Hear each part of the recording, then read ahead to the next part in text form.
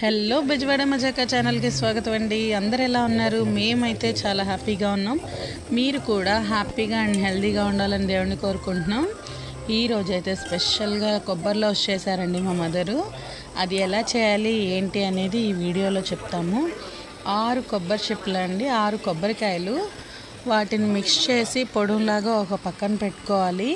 ఈ 6 కొబ్బరికాయలకి 1/2 కేజీ బెల్లం అయితే పట్టిందండి. దాన్ని లైట్గా వాటర్ పోసి బెల్లాన్ని పాకంలాగా తయారు చేసుకోవాలండి. మిగతా స్వీట్స్లో అయితే తీగ పాకం అలా ఇలా అంటారు. దీంట్లో అయితే లైట్గా మెల్ట్ అయితే చాలండి బెల్లం అది. ఇవి మిక్స్ చేసినప్పుడు కొబ్బరితో పాటు మిక్స్ చేసి మనం ఉండలుగా చుట్టుకున్నప్పుడు ఇబ్బంది లేకుండా ఉంటుంది, అట్లాగే జ్యూసీగా ఉంటుంది. అందుకనే పాకంలా చేస్తారనమాట. సో తర్వాత ఈ ఏదైతే మనం మిక్స్ చేసి పెట్టుకున్నామో కొబ్బరిని, దాన్ని కొంచెం నెయ్యి వేసి ఇచ్చేయాలండి. కొంచెం వేయించాలి, బ్రౌన్ కలర్ వచ్చేలాగా కొంచెం దోరగా వేయించిన తర్వాత ఇదే మిశ్రమంలో మనం బెల్లం పాకం కలుపుకోవాలండి. కలుపుకొని ఆ రెండింటిని కూడా తిప్పుతూ ఉండాలి. హైలో పెట్టుకోవద్దండి, త్వరగా మాడిపోద్ది.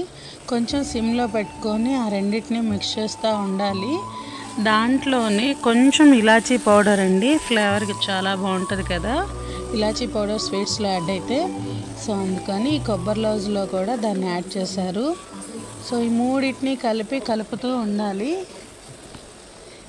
కలిపిన తర్వాత అది కొంచెం దగ్గరికి వచ్చిన తర్వాత కట్టేసుకోవాలండి. దీన్ని మనం లడ్డూల్లాగా చుట్టుకున్నా బాగుంటుంది, లేదా ఇట్లాగా బౌల్లో వేసుకొని తిన్నా చాలా టేస్టీగా ఉంటుంది. నిల్వ కూడా ఉంటాయండి ఈ కొబ్బరి లౌజ్లు. సో మా ఇంట్లో అయితే రెగ్యులర్గా చేసే స్వీట్స్లో ఇదొకటి. మా మదర్ బాగా చేస్తారు. ఈసారి రవ్వ లడ్డూలు చేస్తారు, చేసినప్పుడు అది కూడా వీడియో తీసి పెడతాం. మా వీడియో నచ్చితే ఒక లైక్ చేయండి, కామెంట్ చేయండి, షేర్ చేయండి. Thank you.